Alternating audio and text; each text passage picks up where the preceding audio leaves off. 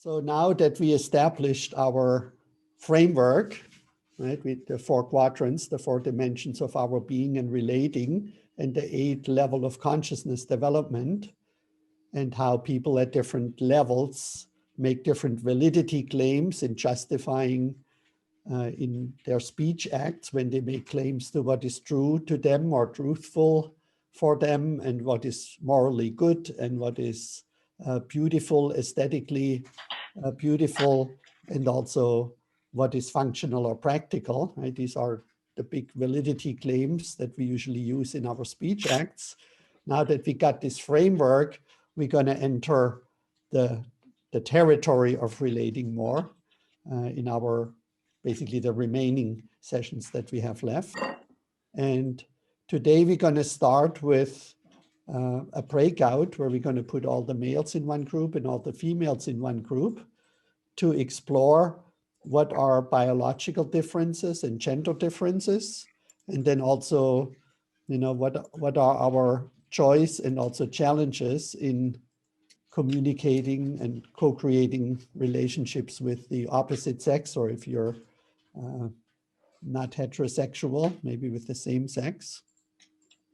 And again, the 4 quadrants are helpful as a starting point, where we have in the upper left interior eye, right? We have, for example, feelings about our body and even our gender identity as we perceive it, not as it is perceived by others, is in this upper left dimension of our being. And then in the upper right, we have our actual physical body. And so the left basically lives in this body, and I perceive I have a male body, and most of the females here probably perceive that you have a female body. But in some cases, you know, people are not so totally clear if they're in a male or in a female body. And so that's the relationship here. And then there are certain cultural norms about what it means to be perceived, at least, as a male or a female. You know, what is culture expecting from you in the realm of values, and also behavior to an extent, even though that the physical behavior would be in the upper right quadrant. And, you know, for example, who do you pray with, and who do you hang out with, and things like that would be more in the lower left, what is accepted there. And in the lower right quadrant, we have the dimension of work and money, and so like more physical gender roles. So in the lower left are the values around gender, and in the lower right, we have more the physical realm of gender. For example, what kind of clothes do you wear, and do you wear makeup and or not, and things like that. That would be in the lower right quadrant. And the integral model is all about making differentiations in general. You know, we're not just in the integral relationship model reducing sex to male and female, but as we will explore today, we differentiate between biological sex and learned gender roles to begin with.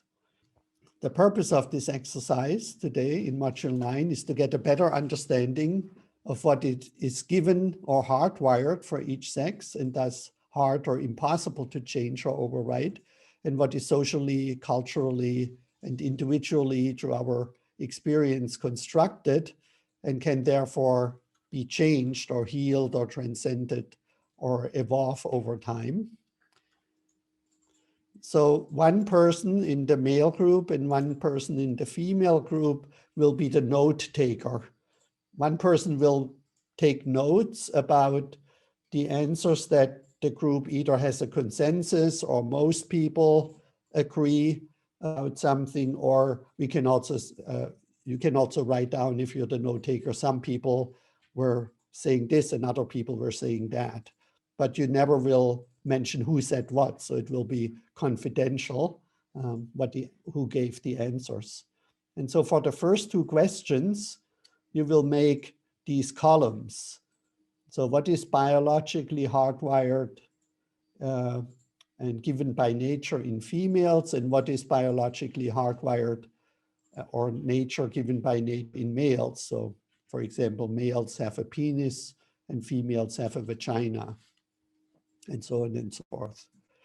And we don't want to overly focus, or maybe not focus at all, on so like the few exceptions, the rare exceptions, but say 99% of males, if you want to be that precise, have a penis, and 99% of females have a vagina, for example. So you first list the biologically given hardwired differences in males and females, and then you're going to make a second list: what are learned or conditioned or nurtured gender roles in females, and what is nurtured in males. So women, for example, in Western cultures wear makeup, and men, what would be a man gender role? Men are opening doors and buying the diamond ring, for example. That would be a learned gender role. That has nothing to do with biology. Right? So maybe you can find 10 things in each of these lists, or as many as you can come up with. So the second question will be, what is the most important thing the opposite sex should know what it means to be your gender?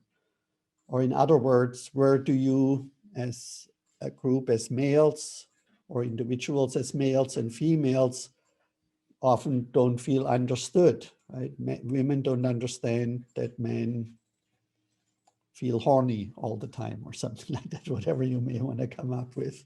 What pain does or has the opposite sex create for you would be the third question.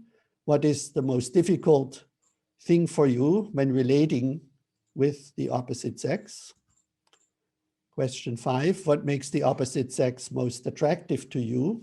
So that's more on a physical, behavioral level, or also values and things like that. And what do you appreciate about the opposite sex or your partner? That's more so like in the doing part, or what the opposite sex contributes. And the final question is sort of like an abstract question. How would you and your gender feel and act if the opposite sex would disappear from the world? You wake up one morning and all of a sudden there is no more men in the women's case, or there's no more women. They're just all gone, right? How would we feel about it? How would we behave? What would that mean? How would the world change? In what world would we live without the opposite sex? So these are the questions. And then we will come back together into the same room. And so we will just go back and forth, listening to the answers that each sex gave to these questions, and invite your comments, your kind comments, and then maybe questions or questions for clarification. So this is how this module will work, and if you facilitate it in a live group, this works.